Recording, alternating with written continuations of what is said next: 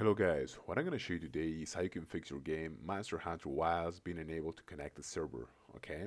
Now first of all, I want to give you the typical resources that you can always try to solve this issue, okay? And the first one is actually going to be to restore your game, restore Steam, and restore your computer, okay? And see if it actually helps and if you can now join the server, okay? Now after you try that, also make sure that you have a good internet connection and that you have a stable connection, okay, which is even more important.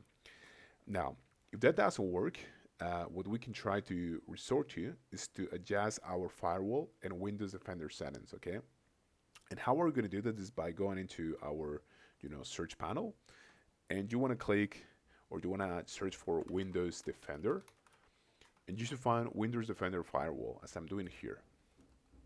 Now, what we want to do is we want to go to allow an app or features to Windows Defender Firewall. We want to click in here, and we like to press on this setting, which is change settings, and this is going to actually give us admin permissions. And now you should make sure that you have your Monster Hunter Wilds in here in this app list. So let's actually scroll down and let's look for it. And here we have it. We have Monster Hunter Wilds. And you should make sure that your, Monster Hunter Wilds has permissions to both private networks and public networks, okay, if it's going to give you any trouble. So just make sure that you actually click this, okay, both this and this. And after you finish, just click on OK. Okay, that's pretty much it. Thank you so much.